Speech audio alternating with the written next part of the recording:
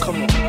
The Source magazine, a hugely popular hip-hop culture magazine, dubs itself the Bible of hip-hop culture.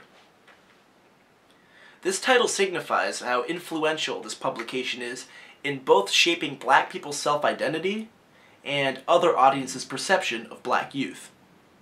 In particular, white audiences. Like me! In my project, I examine the imagery on the covers of each issue. I ask the question, what do these images suggest about young black masculinity, and what are the effects of this imagery? The way that the Source portrays black youth on the covers of each issue have both positive and negative consequences. On the positive side, the Source does an excellent job at instilling the idea that black urban men are moving up in society. Specifically, most black males featured on the cover demonstrate an excess of wealth. I make it right, I make it right, make it rain on them, I make it right, I make it right, I make it rain on them. For example, in the December 2010 issue of The Source, two of the year's most influential hip-hop stars were featured on the cover, Wiz Khalifa and Rick Ross.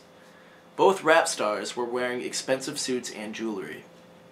Although both maintained their hood personas by exposing their tattoos and exhibiting nonchalant expressions, they present themselves as classy. Wiz and Rick embody a new form of upper class, one that stays true to its hip-hop culture. The Source serves as a window into the world of hip-hop culture. Through this window, we see that black people are moving up in society. Also, images of self-made black men may encourage poor black youth to follow their dreams. At the same time, however, certain images featured on the cover of this publication actually perpetuate stereotypes. For example, a terrible stereotype about black males is that they objectify and mistreat their women. When the Source features images of highly sexualized women, it gives the impression that black men view their women merely as objects of sex. Not only do images like these misconstrue other people's perception of black men, they preach poor values to black youth. Specifically, they may have detrimental effects on black girls' self-image. For example, the cover of the January 2009 edition is not a picture of the people featured in the edition. Instead, it is of a voluptuous black lady wearing a skimpy bikini. The image not only employs the female form as a mere means of attention, it does so in a very degrading manner. Specifically, the lady in the photograph is made to seem powerless. First, her arms are behind her back as if she were confined by handcuffs.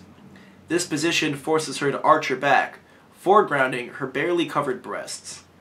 Also, the photograph is taken from a downward angle, making the lady seem small and even more powerless. Finally, her expression is that of vulnerability and powerlessness. The editors of The Source clearly use this cover to elicit sexual emotions from readers in order to gain attention and increase readership. Unfortunately, this cover also serves to reinforce terrible misconceptions about black men's attitudes towards women.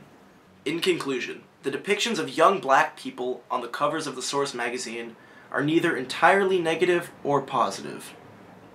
Still, they help us see how black identity has transformed, in which direction it's heading. As such a powerful tool in understanding the sentiments felt by young black people, it is no wonder why The Source refers to itself as the Bible of hip-hop culture. I'm Skyler Fulton. Biggie, biggie, biggie, can't you see? Sometimes your words just hypnotize me.